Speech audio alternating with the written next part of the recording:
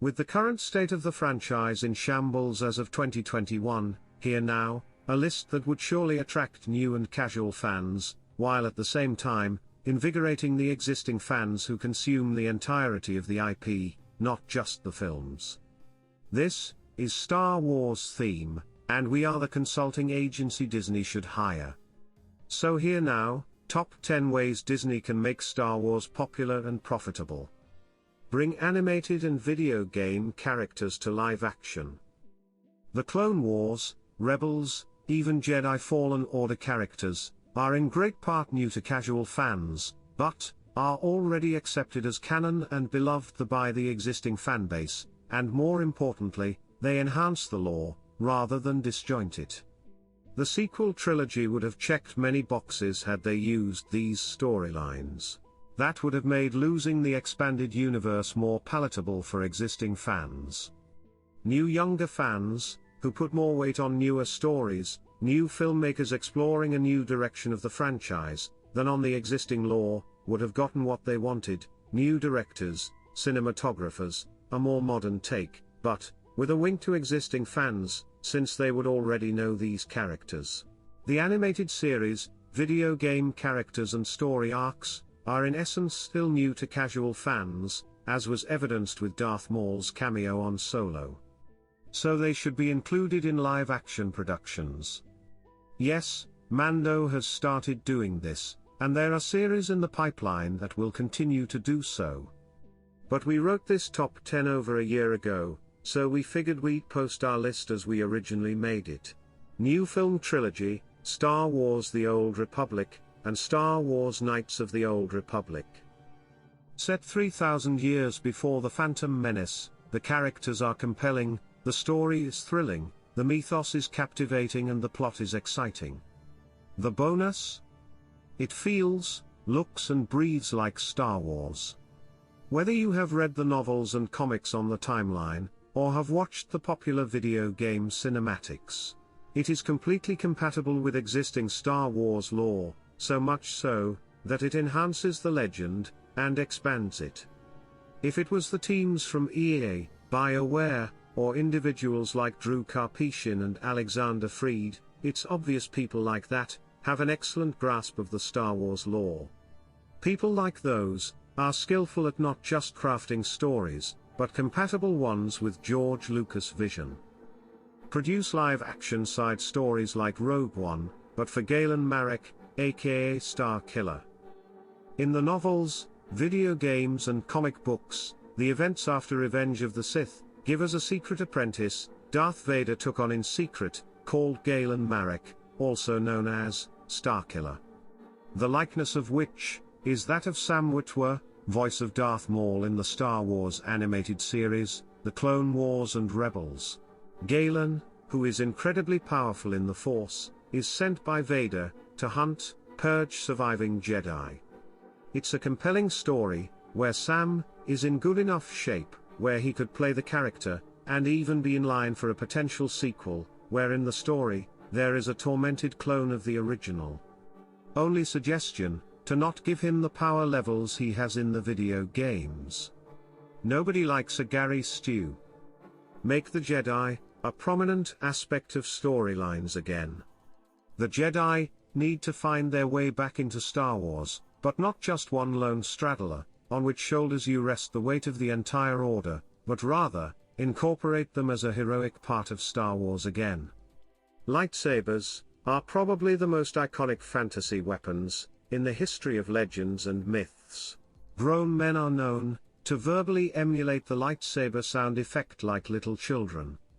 Jedi are mortal and flawed, and should not be omnipotent characters like Dirge or Tartakovsky's General Grievous, but they should always put on a fight. It should be costly for a foe to defeat one, a scar, wound, or limb. The best way to bring them back is to use the post-return of the Jedi's expanded universe.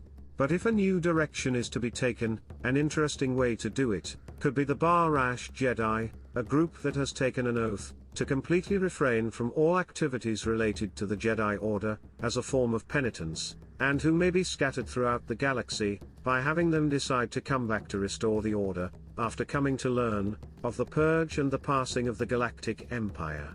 The best option is the expanded universe, and the Barash Jedi could also enhance the EU storyline. But if that option were to be completely discarded, the Barash Jedi could be the key to bringing back these Force users to prominence, in whatever direction the franchise decides to go. Give complete creative control to George Lucas. Star Wars comes from the mind of George Lucas, that is the vision that resonated with peoples and cultures from around the world. Subsequent producers, who share this vision, and who want to adhere to it, have been received well by fans, because what George Lucas created is what people all over the world connected with. There are many space adventure franchises, but there's a reason Star Wars appeal is so much more widespread and cross-generational. Star Wars is not just a name, it was thoughtfully crafted from philosophy, history, religion, and processed by a specific storyteller's mind, with the artistic individuality his personal experiences, education and upbringing gave him. The person's name is George Lucas. The people of this planet share George Lucas' vision, and the amount of customs, traditions and mythos that he used to craft his universe make it clear it was a passion project for him, and is the main reason why it is so interesting for the rest of us. Dave Filoni has overseen many news stories in the animated Star Wars universe, which have been excitedly received by fans as plug-and-play canon. Existing fans consider these animated characters and stories extensions of the film universe, and that is because Dave has been very deliberate in continuing George's vision for the mythos, not only learning from George, but readily and humbly consulting with him constantly, even going as far as getting the okay from the man himself. Dave has a genuine interest in keeping the spirit of the Star Wars universe as close as to what George envisioned from the outset of the legend. Now, Jon Favreau has emerged as a like-minded individual, who not only says he grew up as a fan, but has undoubtedly shown it. Yes, Dave and Jon have shown by their creative contributions what true fans of existing Star Wars lore would have done. Unlike other people who deceived George Lucas into believing they would be honest custodians of the franchise, or others yet, who said they grew up as fans, but then treated their heroes with utter contempt, a way that none of those 70s, 80s and 2000s actual theater movie-going kids would have done as directors. Only millennials who watched the films on DVD, and did not have decades invested, didn't mind. Add more aliens to live-action series like The Mandalorian. There were too many sequences in The Mandalorian, where the entire cast was human. Part of what makes the Star Wars universe so distinctive is its vast array of aliens. Their mere presence takes you to the galaxy far away. The longer you only see humans, the quicker you realize they may not have had the budget to dress up more extras. Respect old characters. Luke's treatment in the sequel trilogy has been well documented, and there is no doubt his character was lobotomized beyond recognition. But other characters have also been disrespected. In the sequel trilogy, what should by now be legendary characters, who survived the dark times and defeated the Galactic Empire, are treated with disdain by new characters or the directors. That is not to say they should not be killed off at any time, but they should at least have a good amount of screen time, and contribute to the plot before they are discarded. Heroes die, no doubt about it, but some of these are heroes that had not been seen in decades. You give a beloved character a heroic or significant death, if not a glorious one which is worthy of their trajectory. Make each film understandable without the need to see other media. The wonderful thing about the novelization of some of the films is that you don't really need them to understand the films. They may enhance the story, but they don't leave you with plot gaps. Some novels may give you thoughts of characters during moments featured on films or technical aspects of a scene or other details, but again, they just enhance the story, they're not really necessary for understanding it. Would you like to know what Anakin did when he stormed the Jedi Temple? Why Qui-Gon didn't wait for Kenobi when fighting Maul? How about why Mace didn't kill Dooku in Geonosis?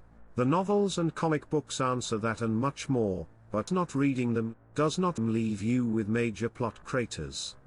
No, only bad storytelling would do that. Hire voiceover actors that can potentially play their live-action versions.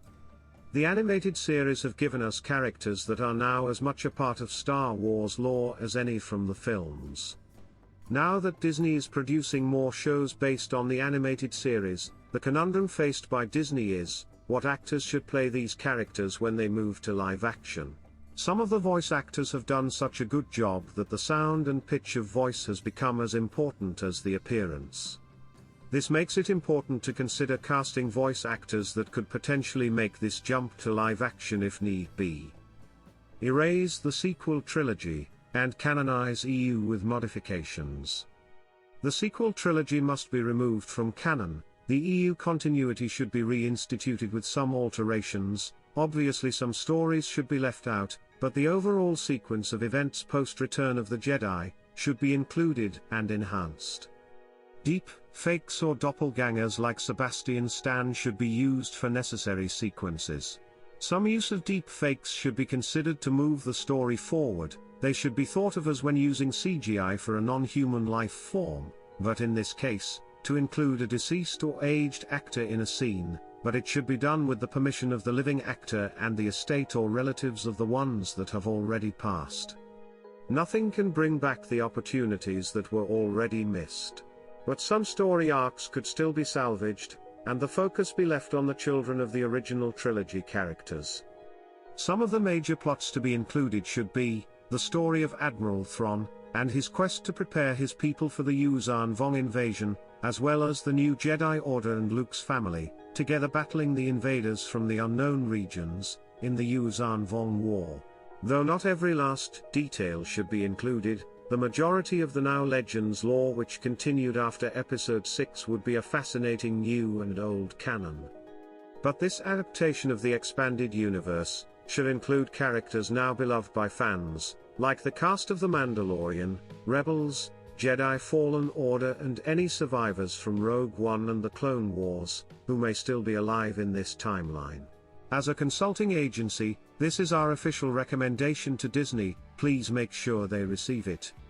Send it to their shareholders and social media. We will be uploading more of our consulting services, so please like the video, share it and don't forget to subscribe. This is the Star Wars Theme Consulting Agency.